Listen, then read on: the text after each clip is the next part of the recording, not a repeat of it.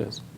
Bismillah ar-Rahman ar-Rahim. Alhamdulillah wa salatu wa salamu ala Sayyidina Rasulillah wa ala alihi wa sahbihi wa man wala wa ba'du faqala al-Imam al-Nawawi rahimahullah ta'ala عن عبد الله ابن زمعة رضي الله عنه أنه سمع النبي صلى الله عليه وسلم يخطب وذكر الناقة والذي عقرها فقال رسول الله صلى الله عليه وسلم إذ انبعث أشقاها انبعث لها رجل عزيز عارم منيع في رهطه ثم ذكر النساء فوعظ فيهن فقال يعمد أحدكم فيجلد امرأته جلد العبد فلعله يضاجعها من آخر يومه ثم وعظهم في ضحكهم من الضرطة وقال لما يضحك أحدكم مما يفعل متفق عليه.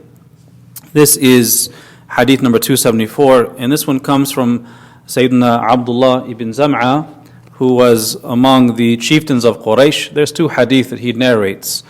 And here he's relating to us that he heard the Prophet ﷺ delivering a khutbah in which he spoke about the camel. Which camel? The camel in the time of Prophet Salih and his people Thamud, and the person who hamstrung it. You know, hamstrung was you turn the animal upside down and you clip the feet, you cut into the feet and you hang it upside down, so that after you've slaughtered it, you can gut it and field dress it.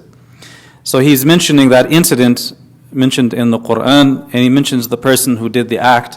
The Messenger of Allah sallallahu alaihi wasallam said, when the most wretched of them rush forward, إِذَا انْبَعَثَ أَشْقَاهَا, this verse of Quran, it means that a powerful leader who was vicious and fierce rushed forward to hamstring the camel. In this case, we see that the Prophet ﷺ is delivering the khutbah and doing tafsir of Quran. He's commentating on the meanings of the Book of Allah. And then, istitradan, he then shifted focus to another topic and began to mention the women.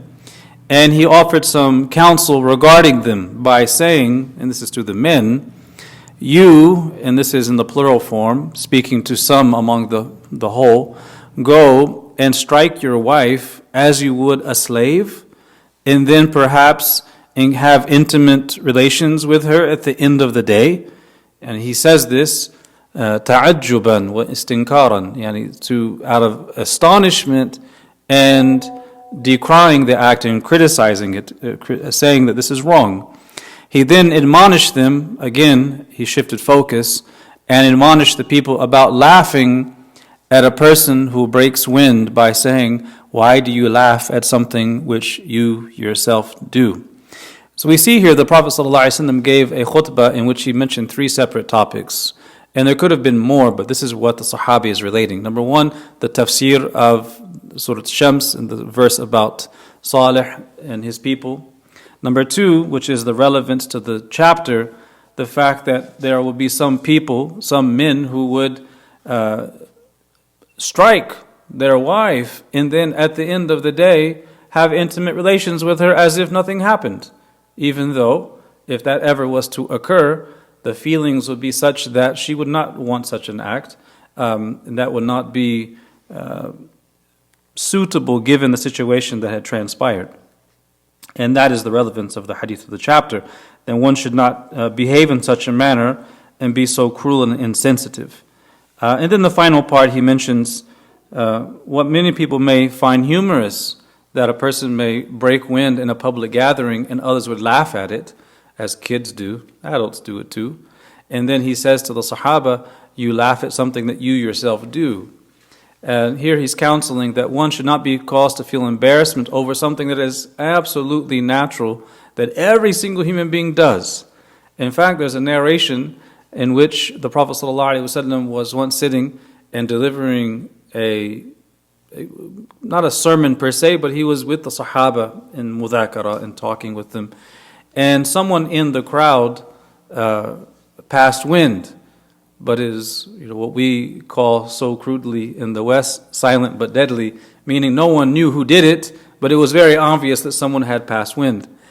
And when this occurred, the Prophet ﷺ said, whoever did that should go stand up and make wudu. They were in the masjid. Now what to do? Does that person stand up and expose themselves?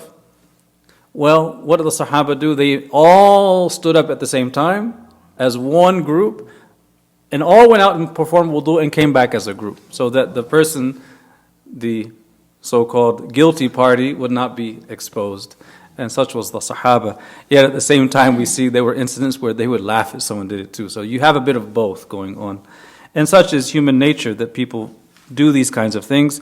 And the Prophet ﷺ, being sent to perfect noble character, is guiding us to what is noble character in these situations. Walhamdulillahi Rabbil Alameen.